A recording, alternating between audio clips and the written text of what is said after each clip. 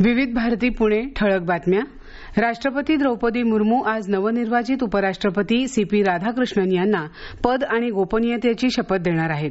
CP. Radhakrishnan यांनी काल महाराष्ट्राच्या राज्यपाल पदाचा राजीनामा दिला.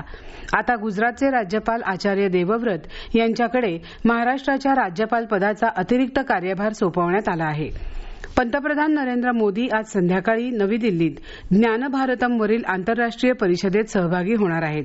पंतप्रधानांच्या हस्ते ज्ञान भारतम पोर्टलचं उद्घाटन होणार आहे. तसंच ते उपस्थितांना संबोधितही करणार आहेत. हस्तलिखितांचं डिजिटायझेशन, जतन आणि सार्वजनिक सहभागाला गती देण्यासाठी ज्ञान भारतम या डिजिटल पोर्टलची निर्मिती करण्यात आली आहे.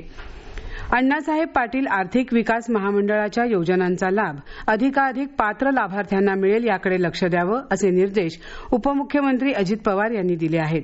त्यांनी काल मंत्रालयात विविध महामंडळांच्या कामांचा आढावा घेतला त्यावेळी ते बोलत होते. मुख्यमंत्री माझी लाडकी बहीण योजनेचा ऑगस्ट महिन्याचा सन्मान निधी लाभार्थ्यांच्या खात्यात जमा व्हायला सुरुवात झाली आहे. महिला आणि बालविकास मंत्री अदिती तटकरे यांनी काल ही माहिती दिली. कोल्हापुरात शारदीय नवरात्रोत्सवाच्या काळात भाविकांची गर्दी नियंत्रित करण्यासाठी प्रथमच कृत्रिम बुद्धिमत्तेचा वापर केला जाणार आहे. पश्चिम महाराष्ट्र देवस्थान समितीचे सचिव शिवराज नाईकवाडे यांनी काल ही माहिती दिली.